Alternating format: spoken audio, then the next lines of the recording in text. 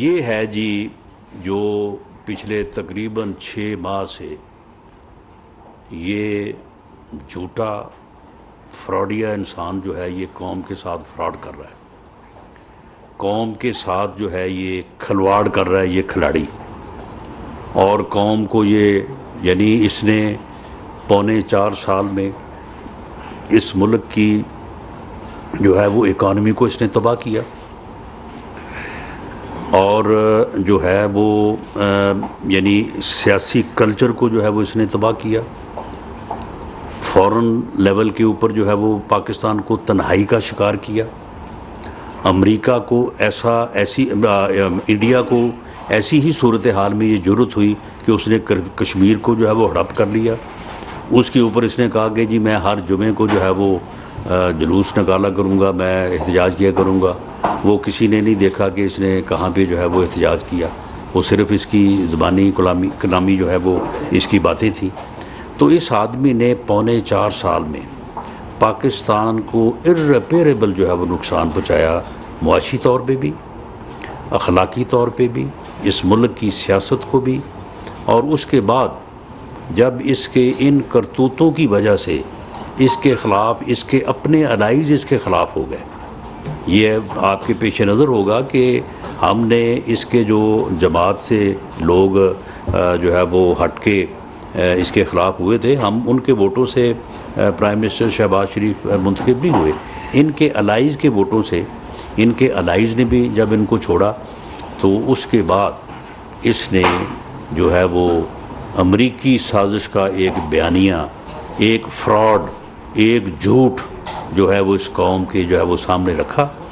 और अल्लाह ने जो है वो आज इसका ये जो है वो झूठ जो है इसकी हंडिया जो है वो बीच चौराहे जो है वो फोड़ी है। और मैं ये मुतालबा करता हूँ इस बेशर्म इंसान से कि तुम इस मुल्क और कौम का तुमने इर्रेपेरेबल नुकसान किया है, नाकाबिले तलाफ़ी नुकसान पहुँचाया है इस कौम को, मुआशी महाज पे भी, अखलाकी महाज पे भी, सियासी महाज पे भी, फ़ौरन महाज के ऊपर भी। और उसके बाद अब तुमने ये जो साजिश तैयार करके जो है वो कौम के सामने रखी कि जी ये अमेरिका ने साजिश की है। अब ये साजिश जो है ये अब ये तुम्हारी ऑडियो से जो है वो बिल्कुल जो है वो साफ बात सामने आ गई है। तुम सुप्रीम कोर्ट में गए हो कि जिसकी इंक्वायरी होनी चाहिए।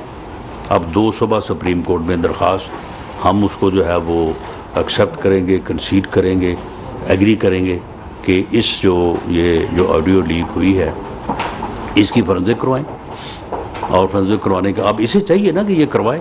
अब इसकी आवाज़ है, इसके सेक्रेटरी की आवाज़ है, ये सारी जो है वो कन्वर्सेशन है। अब इससे ये बात पूरी तरह से अयां हो गई है।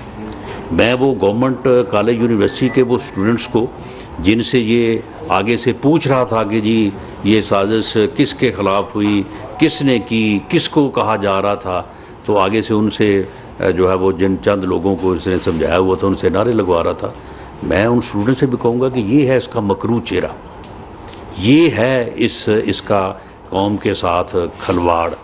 यानी ये कौम के, पाकिस्तान के सियासी मफादात के साथ जो है वो रियासत के जो है वो इंटरेस्ट के साथ जो है ये इसकी जो है ये यानी इसकी हकीकत है कि ये उसके साथ जो है ये खेल रहा है। तो ये सारी चीज़ें जो हैं अब मैं समझता हूँ कि पूरी कौम को इसका ये मकरू चेहरा जो है इसकी शनाख्त करनी चाहिए।